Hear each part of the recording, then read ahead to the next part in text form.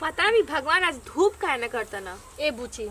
हमरा घर में रह के मन नहीं करता नहीं कोची खाता नहीं हम।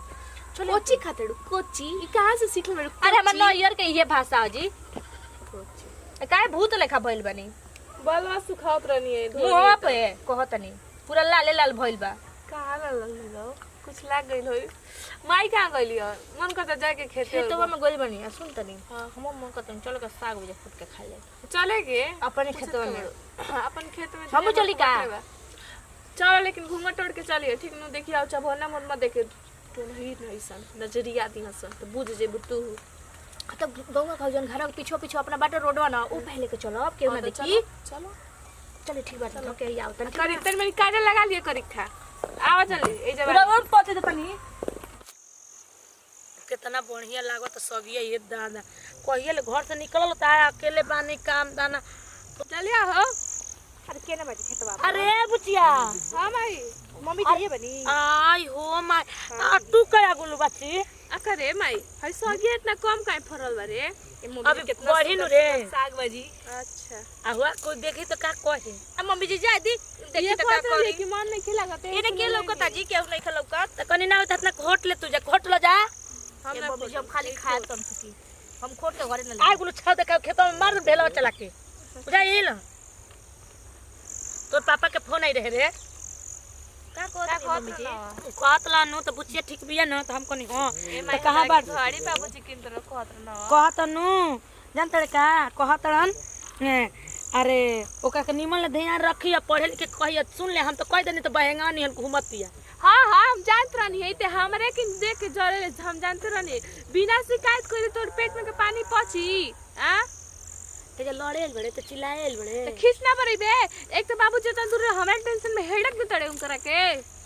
तो कहला हम तो बढ़िया ले पढ़ना पड़बे तो ना कहम ना पढ़बे तो ना कहम पढ़बे ना करेनी बिना पढ़लाई पास हो जानी ना। ए मम्मी जी कितना सागवा मीठ लागता जी एक कने खोट लो नीचे तने आलू में डाल के बनावे के निक लागी तू ये कुछ खा के हमको ना खा। अरे काहे के खाए ब्रो राजवाड़ा के बेटी नु हई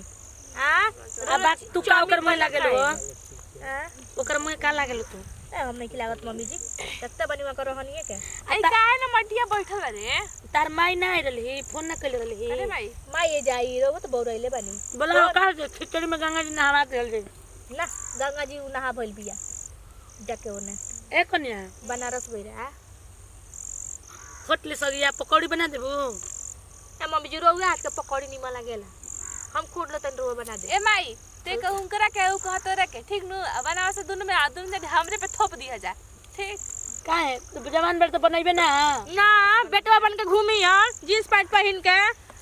आई बतावा जा जींस पैंट ना पहनले ले ऐसे तू देख के जरेलू आई बता के जरी जी और माई बाप पहनावता उलो जरीलो हमरा का जरूरत बा एक कनिया आई बताव तनी नीमक मरचा ना बुझाइले तारा कुटले आई हम का जानी के इतना अरे माई लोग ना तोरा के चटनी लेके आवता नहीं हम हई जल्दी कहत कि चली ना त हम छोड़ के चल जाए। अरे हम कहनी है ना खेता में रखावे खातिर ना तो रखावे खातिर आई नहीं अब पहले कितना बूट रहला मम्मी जी एक बार आई रहनी औरी रतिया में कितना कम हो गई। अरे के करे यही से तो रखावे खातिर आई नहीं ना तो कौनो नु अरे दे थी खोटिया से ना जान तो मार खोट लेते सन दिने रात दिने इका करते रे चले के घरे का बेचैन बन जाई न रवा जाए के बताओ हां बियाह के ओढ़ा हो करबू ए मम्मी जी केहू नहीं के देखत का हो जाई तो जा लो तो जन तो घरे जे बुझे तो जा जा चल जा हम ना जा बुच्चे संग चल जा हम अभी ना जा हम लौरी साथे जा हम के यहां के जाई दी कि बेचैन बड़ी कहीं कहां जाई हम हां हम खेत अभी ना जाई हम शाम के न जाई हो न तो घोट लेते सन आवते सन घसगड़ी नहीं है तो तइयो साजिए के चाहिए हां पुरुप टोलवा बोली खाना के बनाई हम जाता नहीं हमरा के जाता नहीं तो खाना बना दिए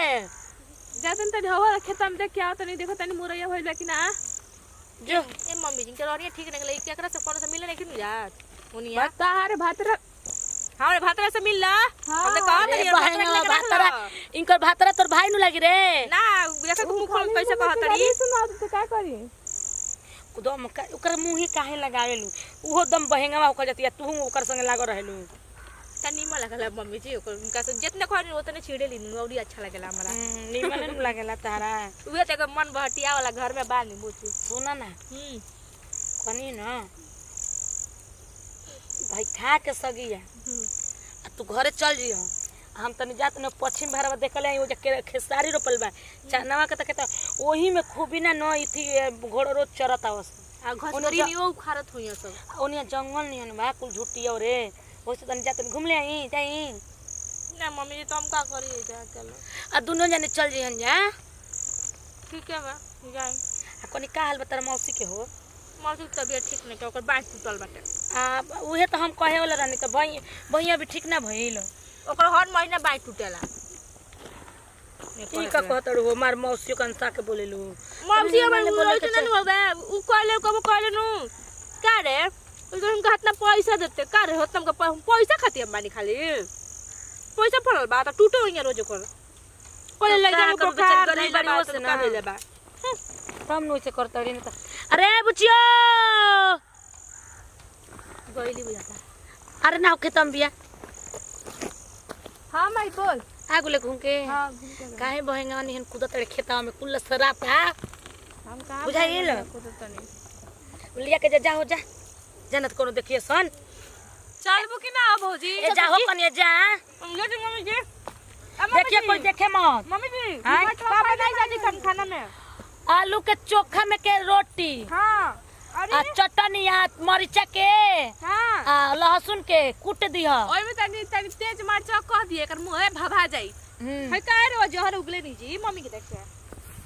जा जा बढ़िया ले जाइए तने के चटपटा एने ओने मत घुमाइए सपना ना तो धक झकुरा के बार ले बुझाइल आ यहाँ बोले देखो हमर पोतोहिए छे चढ़िए बे लइके उहे बे अब बुढ़ावा फोनवा काट देलहन तनी लगाई फिर बतिया ले ना तो घरवा चल जमनु तो मजाकुआ वाला बात कहे लगे तो लइके के सामने पोतोही के सामने का बतियाइबू होने आ का हो बुढ़ऊ काहे फोनवा काट देला हो तहारा चलते हम खेत में नहीं बतियावे के आ तू कर तनी प्यार वाला बात ना बतियाइल जानत हो तो घरे दुआरे पोतोही बिया बेटी बिया तो कैसे हम मजाकुआ वाला बात बतियाई। हाँ चुप न रख तू तो हमरे से प्यार करेला तोरा के कुल हम जानत नहीं ओनी एगो बुढ़िया ने खनु रखले काहे ने का बोलत हो तू मौगड़े का हड़ो नहीं का बोलत आई हे बूढ़ा आई हे रामा हम ना जानी तू तो हाथ ना खेल कर बड़ा हो हाँ तो आवा ना तो कुल तार रंगदारी छाट तनी होली में आवत हो ना ए जी सुनी ना होली में तो हमरा के का लेके आई अब बोली जी तो ठीक है बा ए जी सुनी ना हमरा के एगो साड़ी ले ले करिया रंग के ना हमरा बड़ी करी तो होली में ना पहनम होली बाद पहनम ले ले ना आ सुनी ना अब कहे के ना पड़ी एगो और चीज ले ले आई ठीक बा ना तो का हो गई पतो ही अपना घर में पहनी सूती है हम अपना घर में सुतम आ लड़की सियान में तो ओसे का ओकरो बियाह शादी कर दिहल जाई ना चुप रही रौरा तो खाली मजाक करी ना ठीक बा जी हमू खेते में आइल बनी जाना तनी कुल चनावा ना रखैला पे खोट लेते सन सबतिया भौजी हमार ना एक चलते ना हाँ जी अन्ना जी हम बुढ़वन पे काहे के लाइन मारे जाए ये हमरा करम रह गल बा जी रौरे संग जी हम मरम रौरे संग सातों जन्म के रौरे हमार साथी बने अब कनु बेटा बा बिटिया मार 2 गो पे 3 गो बियाह करत सन हम का ठीक बा हाँ जातनी लंच भरला ना चली ठीक है बा तब रखी गोड़ लागतनी ठीक बा ना हाँ जाए तो हमू जातनी पश्चिम भारत के खेसरिया वाला नु चना बउए नु खेतावा ओकनियो में घूम आई ठीक बा रखी कितना हमार बूढ़ावा नीमन बाड़न हे भगवान जी दोसर तो बूढ़ रहित ना तो गरियाई तो बोली लेकिन वो बेचारा कुछो मांगी ने लिया दिलन पटे